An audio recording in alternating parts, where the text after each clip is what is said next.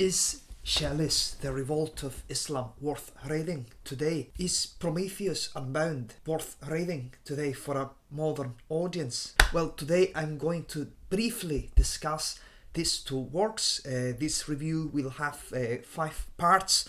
First of all, do I recommend the book? If you just want to know the answer to that question right away. Second, I will add some biography and some context to those two works of Percy Shelley. I will also provide in a third part a brief summary of those two works, and I will try to present later the idea of what's the point of those works and why maybe it's still interesting for you to read still today. And I will later answer again the question, is it worth reading? So first of all, without context, without anything, do I recommend these books? No. The answer is no, I do not. Oh, fuck, Jesus bloody Christ, fuck, Jesus bloody Christ, get out! But it's still interesting for reasons that I will later discuss. Now some biography, some context to these works. Percy Shelley, husband of Mary Shelley, was the writer of Frankenstein, and also the son-in-law of William Godwin and Mary Wollstonecraft. I mean, what a family. So the author, Percy Shelley, very celebrated English poet who sadly died rather young, leaving Mary Shelley a widow at an early age in 1822. He died in Italy, by the way, and apparently the funeral was a total disaster. I Googled it, absolute disaster. Much like his peers, Percy Shelley was a romantic poet, and he had these dreams of freedom, and he had these enlightenment ideas that are very present in his works. And he wrote for what he thought it was the betterment of mankind. Talking about enlightenment, he was not only the son-in-law of William Godwin, the famous philosopher, author of Political Justice. He was himself a follower of William Godwin. It was actually in visiting him so often that he got to meet his daughter.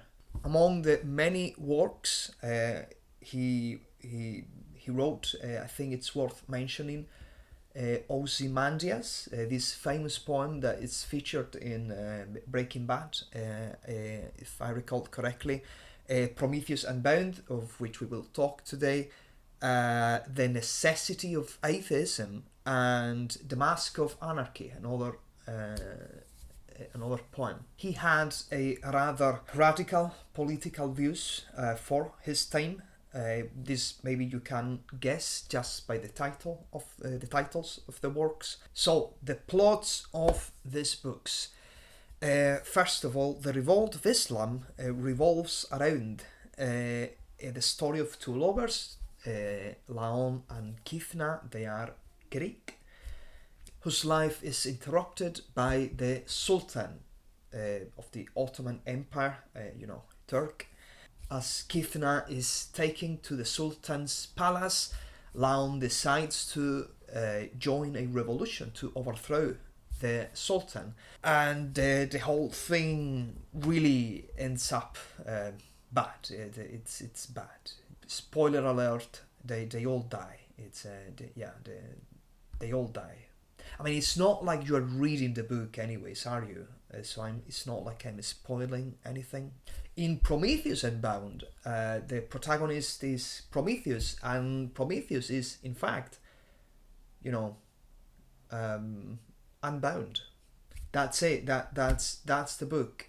Prometheus was bound, and after the Hercules intervention, Prometheus is, in fact, unbound. Jupiter is kind of depicted as this tyrant, and he's removed quietly from power.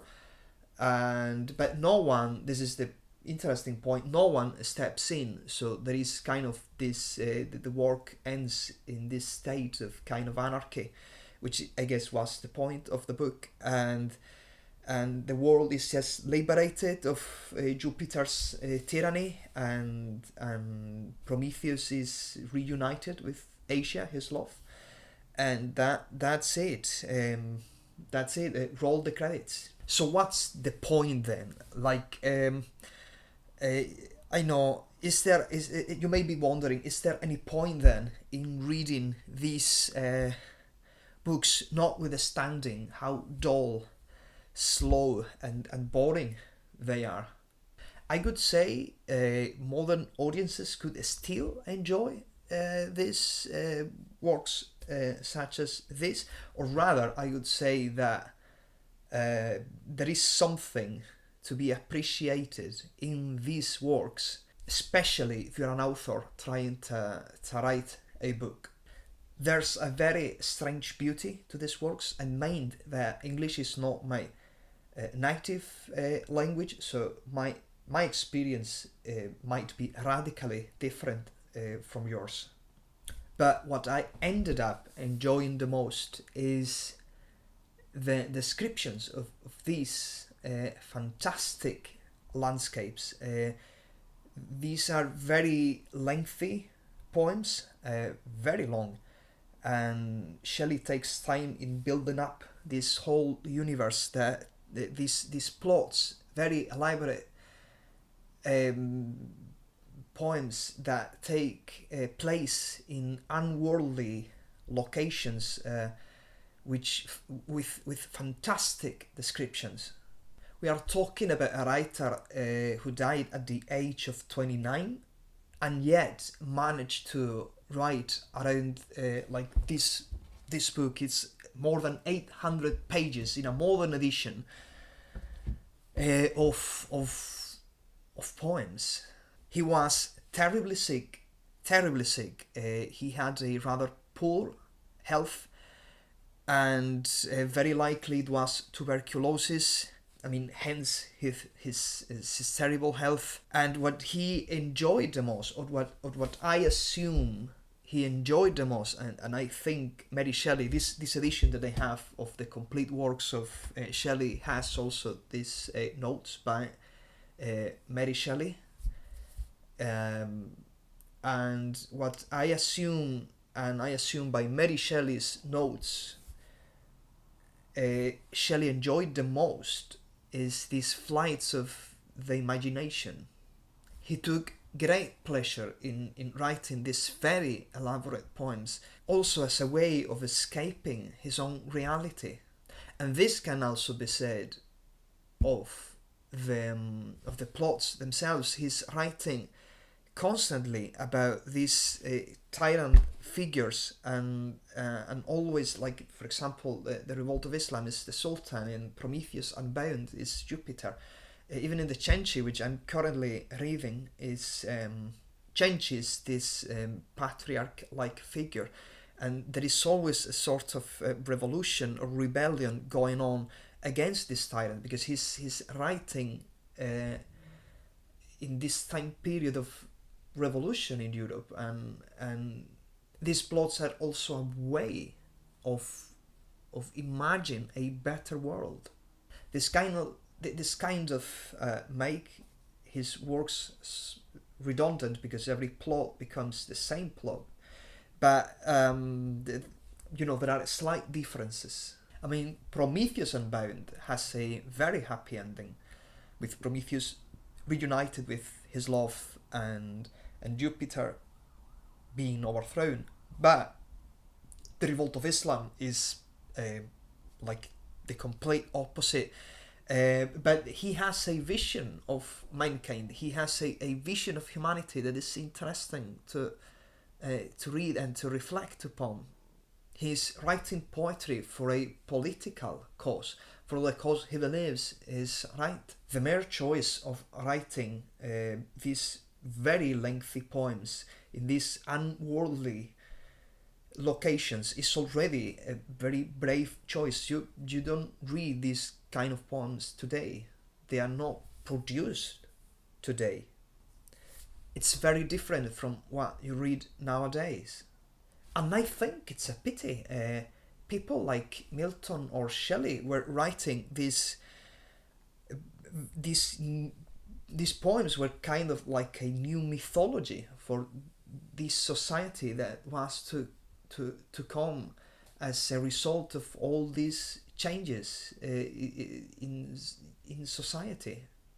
Shelley in particular saw the aftermath of the French Revolution, and although disappointed by the result, he's still hopeful that a better society is going to come after all those changes. He never ceased to think that humanity was actually going to improve. Shelley's poems are a artistic extension of ideas that actually transcends politics or art or religion or philosophy. I'm talking about religion. The Revolt of Islam is not so much about Islam as it is about religion in general, and how mankind should endeavor to find divinity outside standard religion. By the way, you can read some excerpts I've made of these poems about this topic in my blog. You will find the link down below in the description. So I'm not saying he's grey or highly underrated or highly overrated. I'm just saying that for a guy with tuberculosis who died at the age of 29, he had some balls. So before you say he's boring or shite, just briefly ask yourself, have you composed 800 pages of poetry while dying of tuberculosis in your late 20s? Have you? I thought so. So again, do I recommend these books? My answer now is yes, but don't forget what I've said before, and don't write in the comment section that this book sucked. I warned you. Fuck. There he comes again. Fuck you. Jesus Christ. Don't forget to subscribe. See you in the next video or something.